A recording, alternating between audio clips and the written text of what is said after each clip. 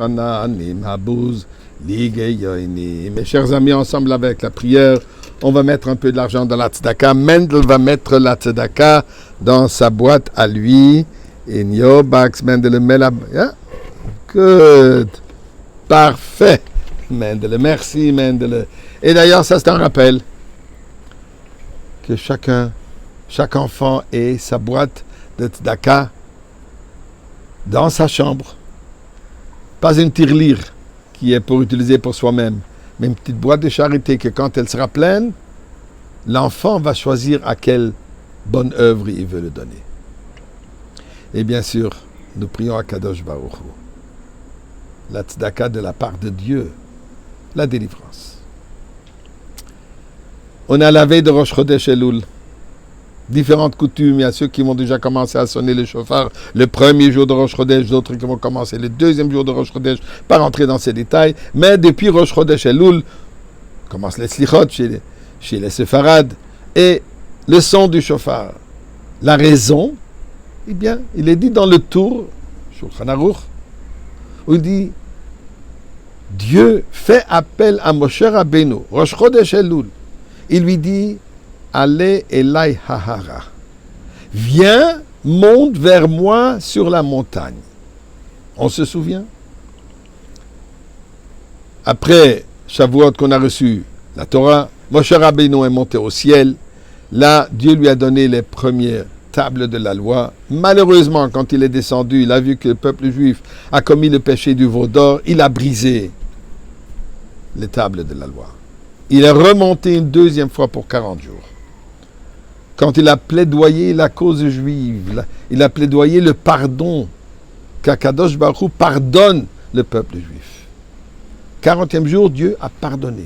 Et là, ensuite à cela, Dieu lui dit, reviens, remonte, allez Elai Hahara, monte vers moi sur cette montagne, et je vais te donner une deuxième paire de louchot que tu vas ramener, avec laquelle il est descendu le jour de Kippour. Donc, nous dit le tour, au nom de Pirkei de Rabbi Eliezer, la raison pour cela, nous sonnons le chauffard durant le mois d'Elul pour nous rappeler. C'est un appel à l'action, un appel à la teshuva, un appel à le retour, tel que Moshe Rabbeinu, lui, il est retourné vers Akadosh Baruch Hu, il est monté vers le ciel. Nous aussi, nous sommes appelés à monter vers le ciel. Maintenant, qu'est-ce que ça veut dire monter vers le ciel? Alors, écoutez une petite parabole. Un grand défi. Celui qui sera capable de monter jusqu'au 100e étage par les escaliers recevra un prix extraordinaire. Et bien sûr, tous les athlètes, 100 étages, aucun problème. Ils commencent à courir, commencent à monter. Mais il s'avère que ces escaliers sont très hauts.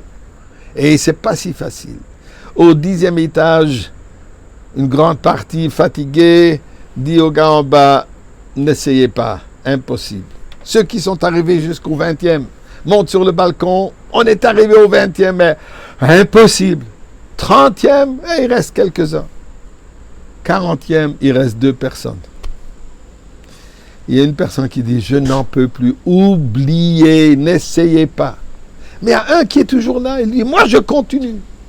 Il est arrivé au 50e étage.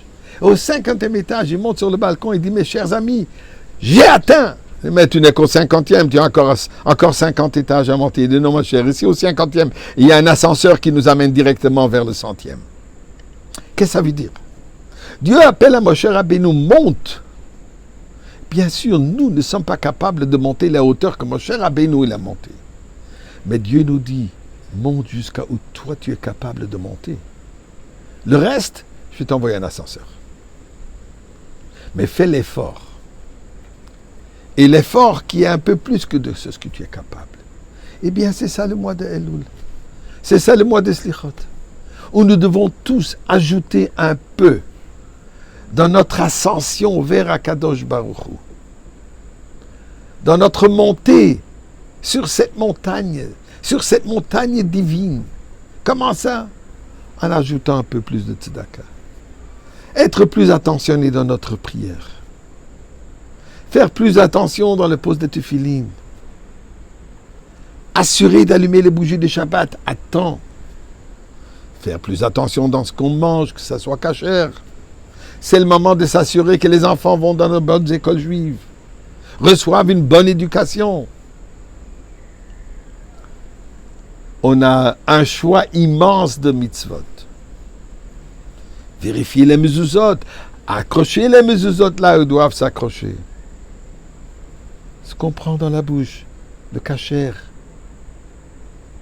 le comportement de Tarat HaMishpacha, dans l'intimité de la famille, que ça soit Al-Pi Torah.